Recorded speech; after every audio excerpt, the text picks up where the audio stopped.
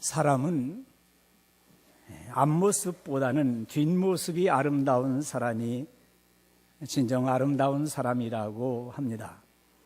사람들이 매일같이 거울을 보고 그의 얼굴과 온 매무새를 살펴보고 꾸미고 있습니다.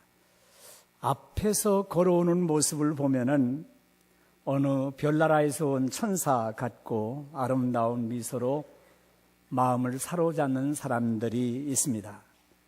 그러나 사람은 자기의 뒷모습이 아름다워야 정말 아름다운 사람입니다. 한 사람이 걸어옵니다. 그의 앞모습을 보입니다. 아주 럭셔리하게 꾸미고 한껏 멋을 냈습니다. 조금 지나서 그의 뒷모습을 보는 순간 실망하게 됩니다. 그의 뒷모습은 전혀 아닙니다.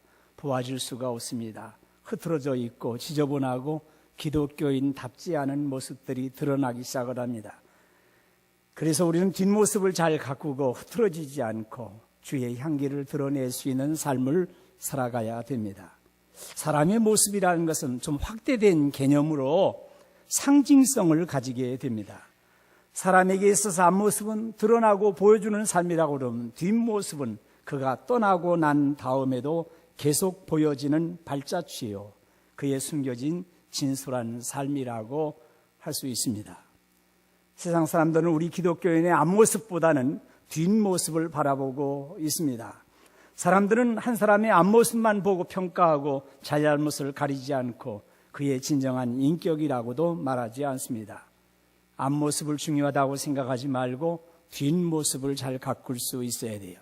숨은 자아, 그의 걸어온 발자취, 그의 숨겨진 신실한 인격, 그런 것을 잘 갖출 수 있도록 힘써야 되겠습니다.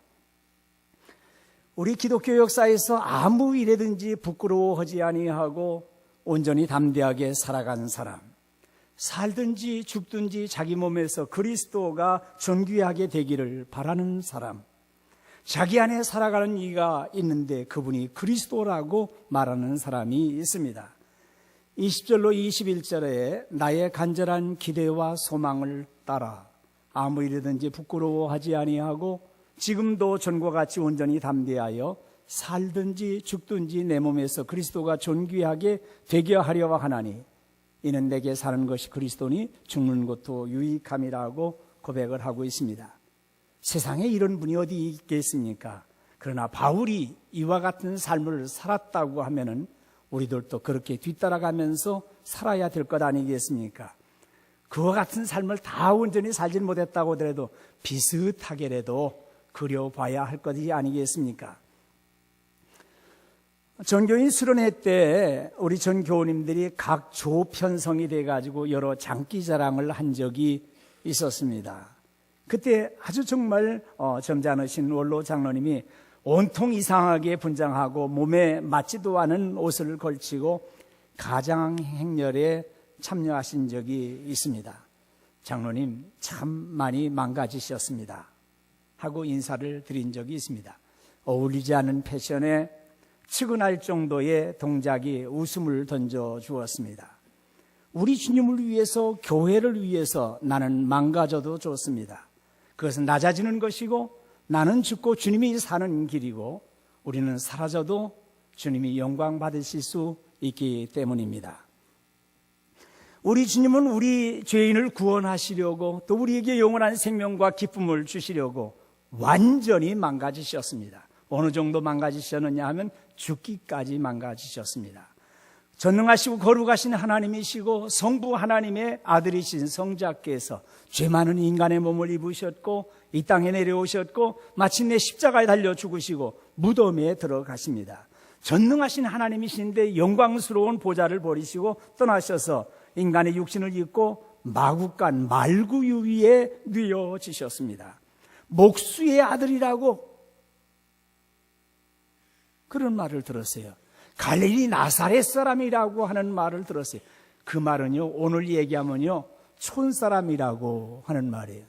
제가 설교 시간에 좀 그렇게 센 말을 쓰기가 나빠서 촌사람 그랬어요. 세리와 죄인의 친구라고 놀려주었습니다. 조롱을 받았습니다. 비아냥거림이 있었습니다. 고난을 받으시고 마침내 죽으십니다.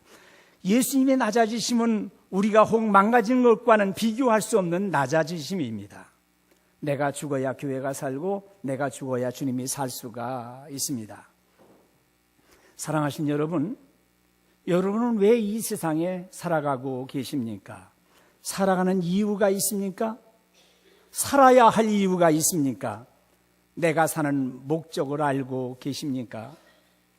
러시아의 문호 톨스토이는 사람은 무엇으로 사는가 하는 단편 소설을 썼습니다. 하늘나라에 미하일이라고 하는 천사가 있었답니다.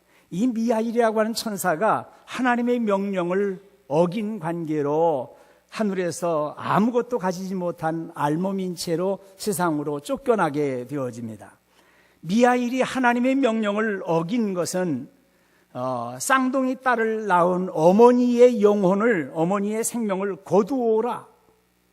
이제 막 쌍둥이 딸을 낳은 그 어머니의 생명을 거두어라고 하는 명령을 어겼기 때문입니다. 미하일이 생각할 때 쌍둥이 딸을 낳은 어머니의 영혼을 거두어 가면은 가엾은 어린애들이 어떻게 살아갈 것인가 하는 그 미래에 대한 염려 때문에 그 어머니의 영혼을 거두지 못하고 말았습니다.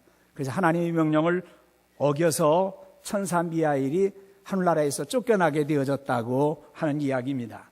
하늘나라에서부터 쫓아보내시면서 3가지의 과제를 줍니다. 톨스토이의 모든 단편들 보면 대략 3가지 정도 무슨 이야기를 던져주고 있어요. 첫째, 인간 안에 무엇이 있는가 그걸 알아보라. 두 번째, 인간에게 허락되지 않은 것이 있다. 세 번째, 사람은 무엇으로 사는가 하는 과제를 주었습니다. 이 과제를 잘 깨달아 알게 된 다음에야 하늘나라로 다시 불려올리겠다, 그렇게 약속을 해 주십니다. 천사 미하일이 어느 추운 날 알몸으로 교회당 예배당 벽에 붙어서 떨고 있었습니다. 그때 세몬이라고 하는 가난한 구두방 주인의 도움으로 그 집에 일하면서 얹혀서 살게 되어졌습니다. 미하일은 구두방 주인 세몬의 아내가 미하일에게 베풀으신 그 따뜻한 배려에서 인간에게는 사랑이 있다 하는 것을 깨닫게 되어집니다. 그 구두방에서 열심히 일하고 있는데 어느 날 부자가 찾아와 가지고 내가 신으려고 그러는데 가장 좋은 가죽으로 장화를 만들어 달라고 주문을 하고 돌아갑니다. 그런데 그 부자가 집으로 가는 동안에 길에서 죽고 맙니다. 그가 주문한 좋은 장화 대신에 죽은 사람에게 신기는 슬리퍼를 찾아가는 것을 보았습니다. 인간에게는 자기에게 진정 필요로 한 것이 무엇인지를 아는 것이 허락되지 않았다 하는 것을 알게 되어집니다. 그 후 얼마의 시간이 흘렀어요. 한 여인이 쌍둥이 딸 형제를 데리고 구두방에 찾아왔을 때 미하일은 이 아이들이 바로 자기가 한 여인의 영혼을 거두어 가려고 하다가 그만두었던 바로 그 어머니의 딸들인 것을 알게 되어졌습니다.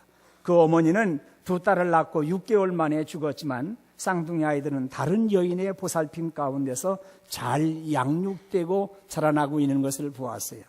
그러면서 깨닫기는 아이는 부모 없이는 살 수 있지만 하나님이 없이는 살지 못한다. 하나님의 도우심 받고 살아가고 있는 모습을 보았기 때문입니다. 천사 미하일이 3가지 과제의 답을 다 알게 되었습니다. 모든 사람은 자신의 일을 걱정하면서 살아갈 수 있다고 생각하지만 사랑으로 살아가야 됩니다. 우린 내일 일을 잘 모릅니다. 내게 가장 필요로 하는 것이 무엇인지도 잘 깨닫지 못하고 어리석은 삶을 살아갈 때도 있습니다. 오늘 죽을런지 내일 죽을런지, 내가 그렇게도 그렇게 바등바등 하면서 모아놨던 재물 누가 취할는지, 내가 그렇게 행복한 삶을 누리고 살 줄 알았는데 그 행복을 다른 사람이 누릴는지 그것도 전혀 모르는 가운데 있습니다. 그러나 우리는 하나님 없이는 살아가지 못합니다.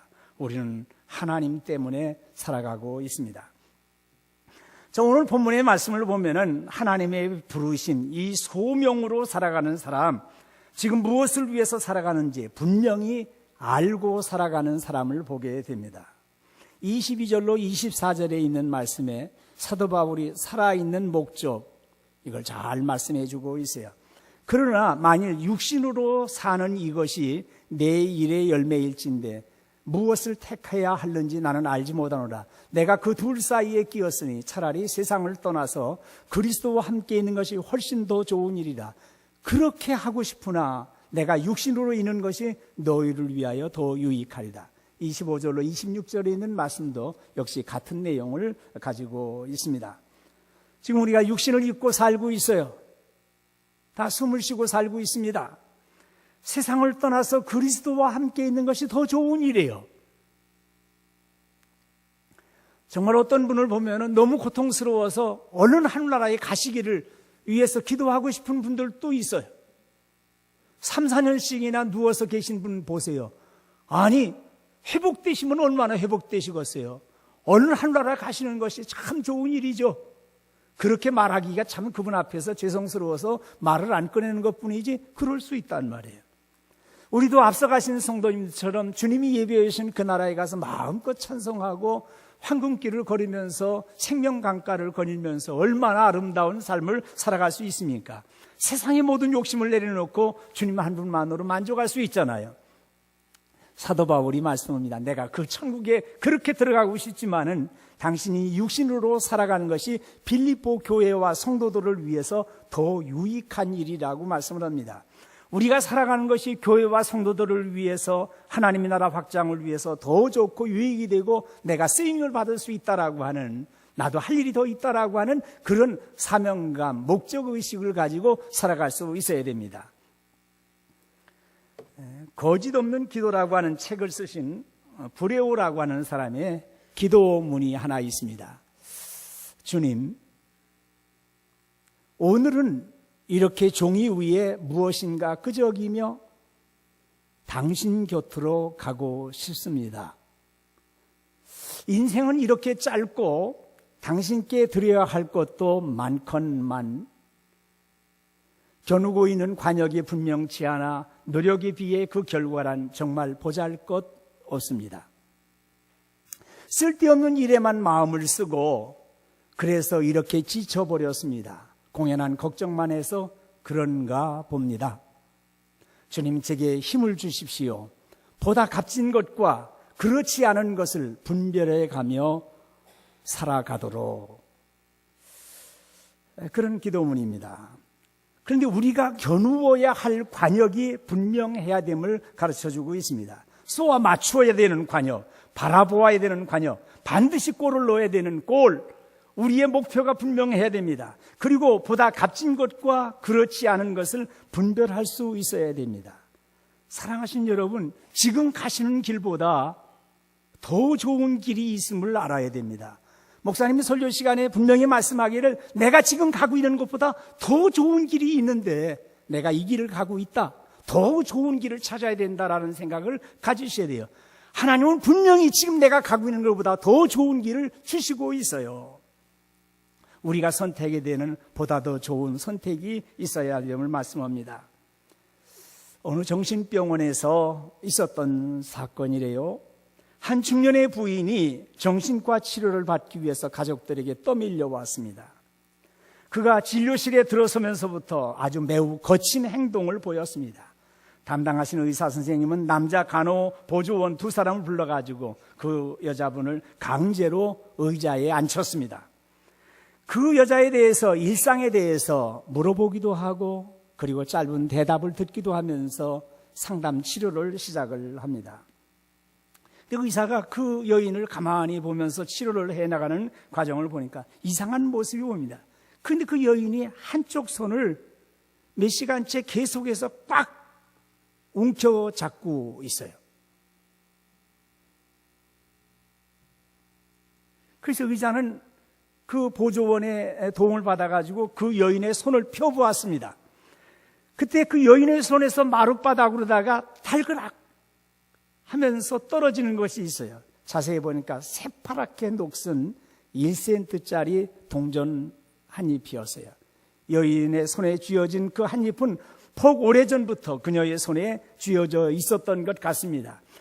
이 여인과 한 잎의 동전은 그의 일그러진 정신, 자아상실의 실상을 보여주고 있었습니다. 병든 자아는 모든 것이 내 것인 양 절대로 내어버릴 수 없는 내 것으로 움켜쥐고 있습니다. 우리가 내어버리지 못하는 것들, 누구에게 내어줄 수 없고 내 것으로 움켜쥐고 있는 것은 없습니까? 우리의 자아를 나의 하나님, 나의 주님께 올려드릴 때 진정한 자아를 찾을 수가 있습니다. 내 것은 내 것입니다 하고 붙잡고 싶습니까? 내 것이 사실은 없습니다. 주님의 손을 올려질 때만이 내 것이 될 수 있어요. 내가 사랑하는 것들이 있습니까? 우리가 가장 사랑하는 것은 우리 자신이라고 할 수밖에 없어요. 그런데 우리 주님은 내가 사랑하는 바로 나를 올려놓으라고 주님께 드려달라고 말씀하고 있습니다.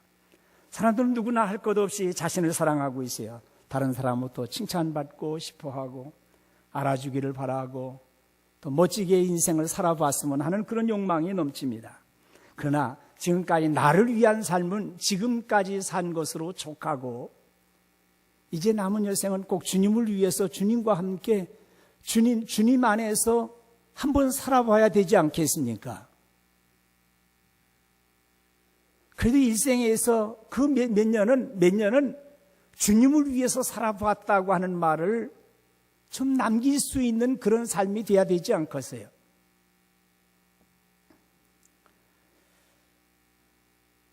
한 교회 학교 선생님이 천국 가는 길이라고 하는 제목으로 아이들에게 성경을 열심히 가르쳤습니다. 오직 예수님만이 우리의 구원의 주님이시고 예수님이 우리의 죄를 대속하심으로 우리가 구원받게 되어져서 천국 가게 되어졌다는 십자가의 복음을 어린 학생들에게 열심히 설명을 해 주었습니다.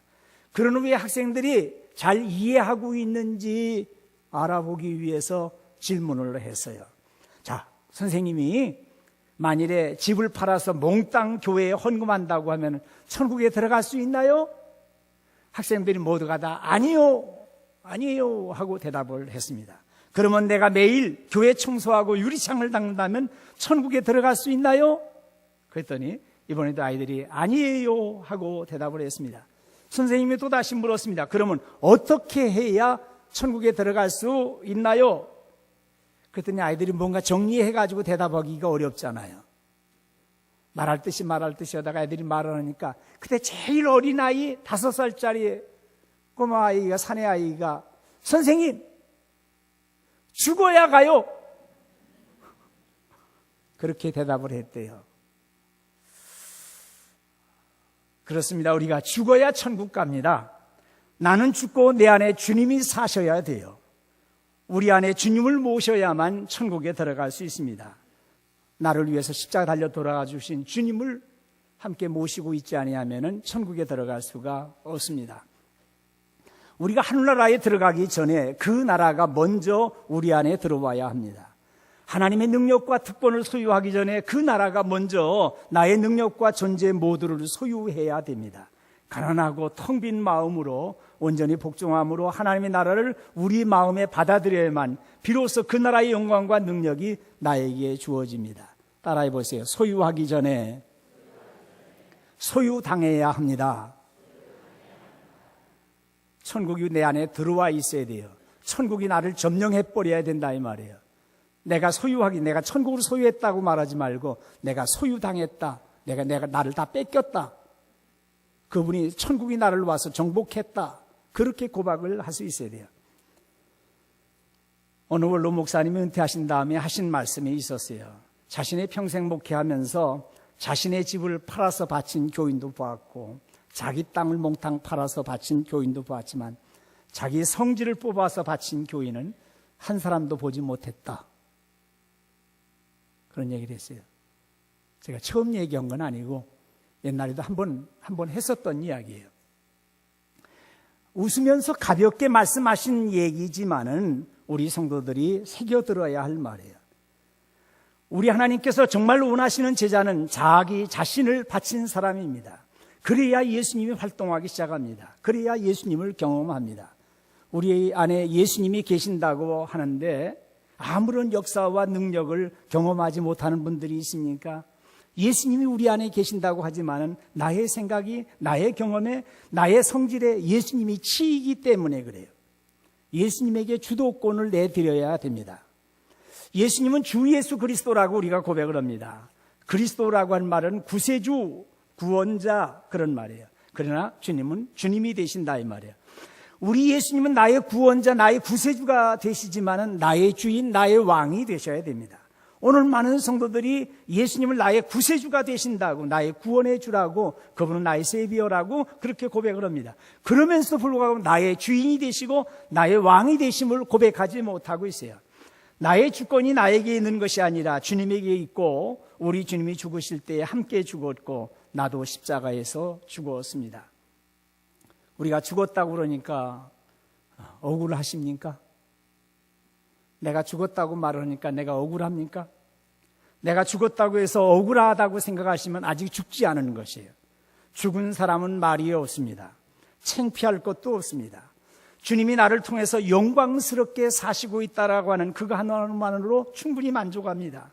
아직도 죄악의 종로로 타는 분들이 있습니까? 죽지 않아서 그렇습니다. 내가 버젓이 살아있으니까 죄의 종로로 타고 있습니다. 이기적인 야망이 여러분들의 안에 도사리고 있습니까? 심령 밑바닥에 아주 흉물스러운 자아가 도사리고 있습니까? 죽은 사람은 우리 주변에 어떠한 변화에도 반응하지 않습니다. 누가 뭐래도 반응하지 않습니다. 칭찬해도 죽은 사람이고 비난해도 죽은 사람이에요. 그러나 죽은 사람으로 그치기만 하면 안 됩니다. 새 생명으로 태어나야 돼요. 예수님이 사셔야 됩니다. 27절로 28절 말씀에 오직 너희는 그리스도 복음에 합당하게 생활하라. 이는 내가 너희에게 가보나 떠나 있으나 너희가 한 마음으로 서서 한 뜻으로 복음의 신앙을 위하여 협력하는 것과 무슨 일이든지 대적하는 자들 때문에 두려워하지 아니하는 이 일을 듣고자 합니다. 이것이 그들에게는 멸망의 증거요 너희에게는 구원의 증거니 이는 하나님께로부터 난 것이라고 말씀을 하셨습니다. 사도 바울은 그리스도 복음에 합당하게 생활하라고 말씀하십니다. 한 마음으로 서서 한 뜻으로 복음의 신앙을 위하여 협력해야 돼요. 여러분들 나는 그냥 교회 와서 예배 드리고 그냥 돌아가기만 하면 된다 이런 생각 가지시면 안 되고 복음의 신앙을 위해서 온 성도들이 협력해야 됩니다. 우리의 대적하는 이들에게 머리를 숙이지 말고 두려움 없이 담대해야 됩니다. 29절로 30절 마지막에 그리스도를 위하여 너희에게 은혜를 주신 것은 그를 믿을 뿐 아니라 참 말씀 귀중한 말씀이죠. 우리에게 은혜를 주신 것은 그분을 믿어서 구원받는 것만이 아니라 또한 그를 위하여 고난도 받게 하려 하십니다. 너희에게도 그와 같은 싸움이 있으니 너희가 내 안에서 본 바요 이제도 내 안에서 듣는 바니라 하셨습니다. 우리가 예수 믿어서 구원받은 하나님의 자녀들이 됐습니다. 이제는 자녀들이 됐으면은 하나님 아버지의 신세만 지는 그런 자녀보다는 성숙한 자녀로 집안을 일으켜 세우고 하나님의 교회를 반듯하게 세워나가고 또 부모님에게 보답하는 그런 심정으로 아버지 하나님 앞에 되돌려 드리는 그 신앙으로 살아야 되지 않겠습니까? 여러분들 가정의 자녀들을 이렇게 키워보셨잖아요? 그런데 그 중에 어떤 자녀는 집안을 잘 일으켜 세우고 부모님의 이름을 드러내고 어느 곳에 가든지 번듯하게 살고 한 40이 넘어서부터는 부모님에게 용돈도 잘 드리고 부모님 어디 가면은 픽업도 해드리고 부모님에게 대접하려고 애를 쓰고 그러는 자녀들이 돼야지 40 넘어서까지도 부모님에게 손 벌리고 그러고서 신세 지려고 생각한다면 그게 되겠어요? 들을 귀 있는 사람은 들어야 돼요. 성숙한 자녀들이 되십시다. 주님을 위해서 고난에 동참할 수 있어야 돼요. 이탈리아 밀라노 대성당은 세계적인 고틱 성당으로 유명합니다. 3중 출입구가 있는데 세 출입문이 있는데 아주 멋진 아치가 있습니다. 세 개의 비문이 그 아치 위에 새겨져 있습니다. 오른쪽 들어가는 출입문에 모든 즐거움은 순간에 불과하다. 왼쪽의 출입문 위에는 모든 괴로움은 순간에 불과하다. 그러니까 모든 즐거움이나 괴로움도 다 순간이라 이거예요. 그러나 정문에 가운데 제일 큰 아치문 위에 영원한 것 외에는 그 무엇도 중요하지 않다. 참 멋있잖아요. 영원한 것 외에는 그 무엇도 중요하지 않다. 그렇게 기록이 되고 있습니다. 예수님의 부활은요, 모든 종교를 통틀어서 유일무이한 거예요. 예수님의 부활. 오직 예수님만이 죽은 자 가운데서 살아계시고 우리에게 영원한 소망과 생명을 주시고 있어요. 요한계시록 1장 17절로 18절 말씀 같이 읽어봅니다. 두려워하지 말아라.